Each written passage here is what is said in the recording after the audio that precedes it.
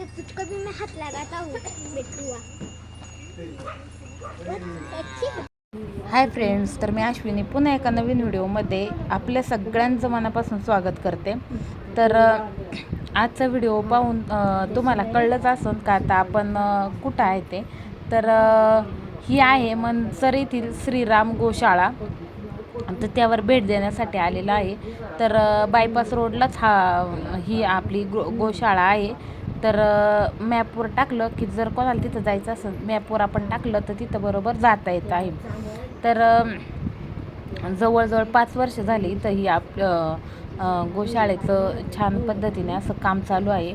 आणि इथे ना जे गायींचं संगोपन संरक्षण आणि सेवा होत आहे तर ते आपले आहेत विजूभाऊ थोरात. तर विजय थोरात यांच्या माध्यमातून हे खूप छान असं इथं काम चालू आहे.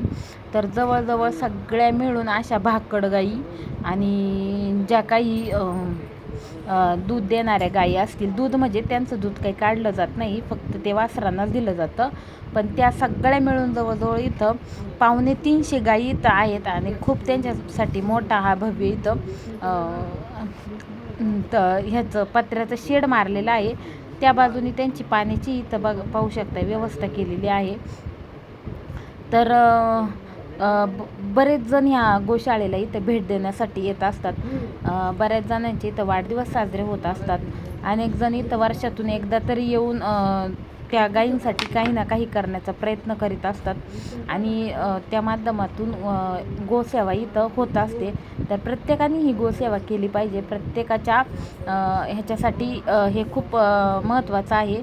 आणि पाहू शकता ही जी गाय आहे तर ह्या काठेवाडी गाय वगैरे सुद्धा ह्याच्यामध्ये त्यांचाही समावेश आहे. आणि या बाजूला पाहू शकताय हा त्यांचा जो मुक्त गोठा आहे तर तो या बाजूला आहे. तर रात्रीच्या वेळेस ते तिथं त्यांना ठेवतात. तर सोबत आम्ही काही थोडंसं त्यांच्यासाठी खाऊन यायला होता, त्यांना इथं दिला. तर छान अशा छोट्या मोठ्या बऱ्याचशा इथं गायी आहेत. जवळजवळ ह्याच्यामध्ये काही ज्या म्हणजे ज्या काही आजारी गायी असतात त्यांचंही या माध्यमातून इथं संगोपन केलं जाते. तर जवळजवळ हे आता इथं 10 एकरामध्ये प्रकल्प उभा आहे. तर हे जे गोशाळा आहे तर गोशाळेसाठी कुठल्याही प्रकारची त्यांची स्वतःची अशी जागा नसल्यामुळं जो काही शासनाचा निधी इथपर्यंत येत आहे तर तो पेंडिंग आहे. कारण त्यांना स्वतःची जागा गोशाळेला लागते आणि किंवा मग 30 वर्षाचा करार इथं त्यांना लागत असतो. पण ते नसल्यामुळं जवळजवळ ह्यांची ही अशीच परिस्थिती आहे. तर सामाजिक व धार्मिक संस्था इथं भरपूर प्रमाणात दान करत आहेत. पण तरीही गायींची संख्या खूप असल्यामुळं आणि उन्हाळ्याचे दिवस असल्यामुळं त्यांना खूप प्रमाणात जो काही हिरवा चारा असेल, पाणी असेल त्याची उपलब्धता होत नाही. आणि बरेच जण असे आहेत की मनोभावित दानधर्म करत आहे. तर आता हे जे काही पाणी पिण्यासाठी बनवलेले आहेत तर तेही एका व्यक्तीने इथे दान केलेले आहेत. तर त्यानंतर इकडं बोर एक मारलेला आहे. बोरचं पाणीसुद्धा इतक्या प्रमाणात काही पुरत नाही आहे. जवळजवळ 2 टँकर पाणी इतका साठा ह्या गायींना इथं लागत आहे. आणि ऊन खूप असल्यामुळं त्यांची राहण्याची व्यवस्था थोडी कमी पडत आहे. त्यामुळे या बाजूला त्यांना पत्रे वगैरे इकडून टाकण्याची व्यवस्था आहे. तिथं गेल्याच्यानंतर या गोष्टी आम्हाला तिथं समजल्या. तर जे कोणी गोशाळेला मदत करण्यासाठी इच्छुक असेल तर त्यांनी नक्कीच इथं करावी. आणि या गोशाळेमध्ये जे काम लोक करतात त्यांचे जे काही खर्च असेल, त्यांचं खाणं पिणं, त्यांचे जे काही हे असेल तर त्यासाठी खूप सारी आता प्रत्येक व्यक्ती हा तिथं रोज जाऊ शकत नाही. तर आपण वर्षातून एकदा वगैरे जाऊ शकतो. तर पण बाकीचा त्यांचा रोजचा खाण्याचा खर्च वगैरे असतो. तर खूप म्हणजे हे आहे. आणि छान असं इथं आमचे भाऊ असतील थोरात तर त्यांच्या माध्यमातून हे इतकं मोठ्या प्रमाणात इथं काम चालू आहे ना.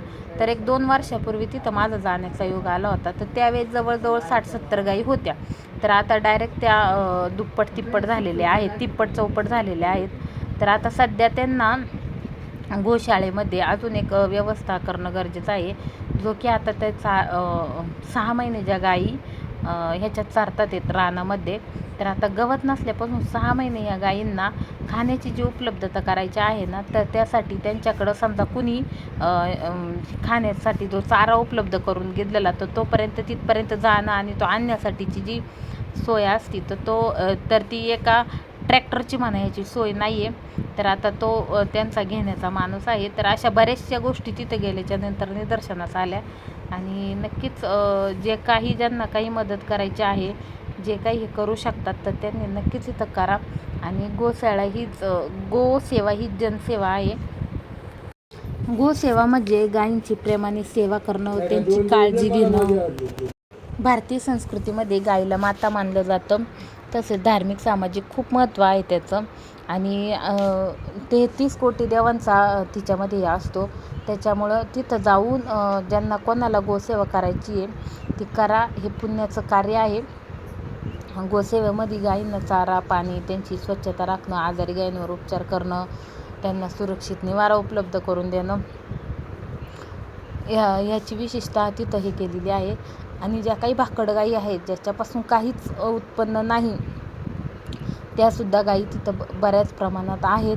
आणि गोसेवेच्या माध्यमातून लोकांमध्ये दया, करुणा आणि प्राण्यांविषयी प्रेम वाढते. तर गोसेवा ही केवळ धार्मिक कार्य नसून सामाजिक जबाबदारी देखील आहे. आणि आपण समाजाचं काहीतरी देणं लागतो. त्याच्यामुळं प्रत्येकाने याच्यामध्ये सहभाग घ्यावा. होईल तेवढी शक्य असावी तेवढी मदत, जरी नाही तुम्हाला आर्थिक स्वरूपात मदत करता आली तरी आपण तिथं जाऊन गायींची सेवा करून अगदी त्यांच्यासाठी एक झाड आपण तिथं लावू शकता. आणि गायींचा बाकीचा जो काही असेल तोही तुम्ही तिथे करू शकता.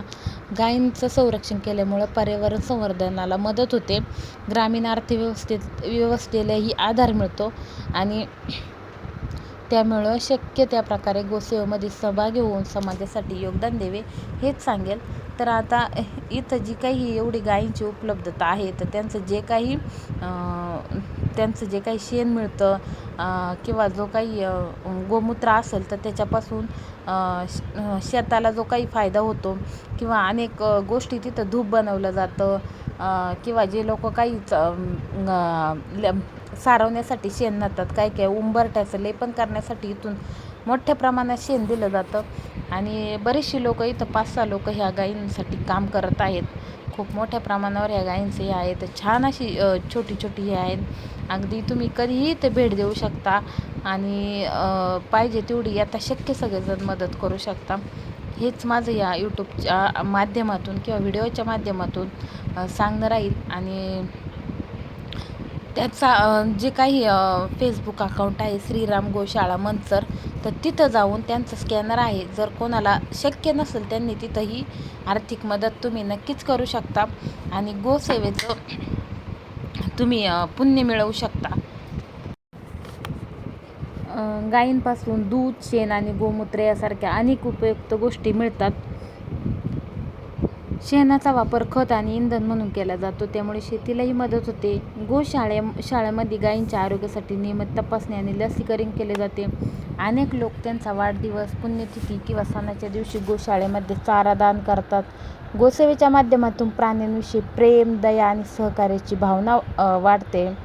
गोशाळेमध्ये स्वयंसेवक गायींना आंघोळ घालणे, खाद्य देणे व परिसर स्वच्छ ठेवणे अशी ही कामं करतात. गोसंवर्धनामुळे दुग्ध व्यवसाय आणि ग्रामीण अर्थव्यवस्थेला मदत मिळते. बरेचसे जे काही कॉलेज वगैरे आहेत तर त्यांना वरूनच शासनाचे जे हे आहेत की गोशाळेला भेट देणे वगैरे, त्याच्यामुळं बऱ्याच प्रमाणात इथे लोक येत आहेत. आणि खूप मोठा इथं परिसर आहे. अगदी भव्य दिव्य असा डोंगराच्या कुशीमध्ये आहे. आणि इथे छोटे छोटे अशा ज्या कुटी केलेल्या आहेत, पॉईंट आहेत, तर अगदी पाहण्यासारखे तिथं आहेत. आणि गोसेवा केल्याने समाजामध्ये मानवतेचा आणि सेवाभावाचा संदेश सगळ्यांना मिळतोय. तर निराधार जी काही जनावरं आहेत, जी काही लोक ज्या काही त्या गायींपासून उत्पन्न ती लोक अशी सोडून देतात, तर त्यासाठी गोशाळेचं फार महत्त्व वाढलेलं आहे. अगदी कुठल्याही गायी असू तुम्ही इथं आणून घालू शकता. ज्यांच्यापासून काही मिळत नाही त्या आणि नाहीतर मग तुम्ही तुमच्या घरी त्या न सोडून देता जे काही तुम्ही त्यांना द्याल तर त्यातसुद्धा ते हे होतील. तर बरेचशी इथं आम्ही जवळजवळ बराच टाईम इथं ह्यांच्या सहवासात घालवला आणि खूप छान वाटलं. तर हीच खरी आपली समाजाची सेवा असेल. तर नक्कीच जर तुमचा वाढदिवस असेल किंवा जर काही तुम्हाला अजून काही दान करायचं असेल तर नक्कीच या ठिकाणी भेट द्या. तर ठिकाण मी तुम्हाला सांगत आहे आणि त्याचं हे पण तुम्हाला मी डिस्क्रिप्शनमध्ये देते. तर नक्कीच सगळ्यांनी इथं ह्याचा गोसेवेचा लाभ घ्या आणि जे काही तुम्हाला इथं कमतरता वाटते तो देण्यात